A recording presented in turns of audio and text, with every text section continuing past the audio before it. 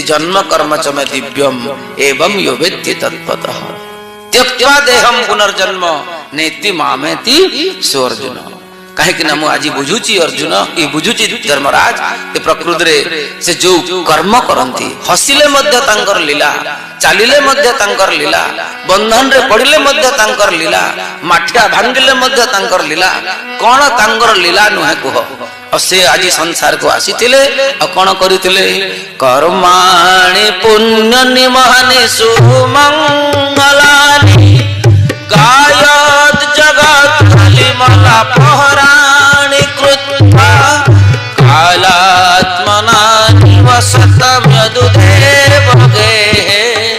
पिण्डारकं समगमन् मुनयो निसृष्टा श्रीकृष्ण गोविन्द मुरारे।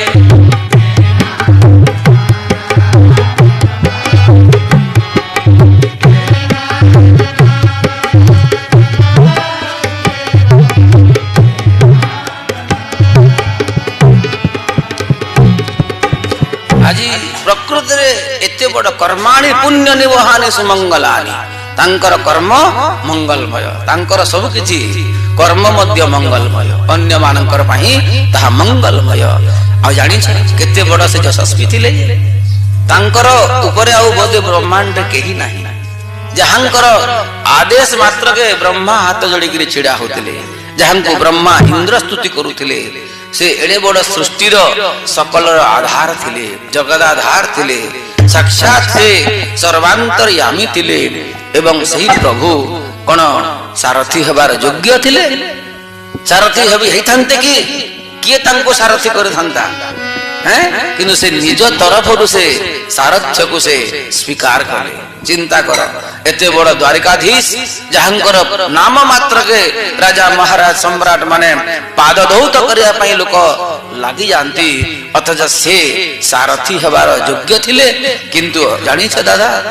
केवल आम मानकर पई केवल मो पई से समस्त लोक मर्यादा को परित्याग कले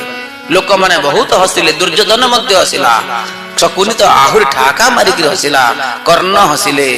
आउ बड़ बड़ वीर मान मध्य हरिले देख ये कौन वीर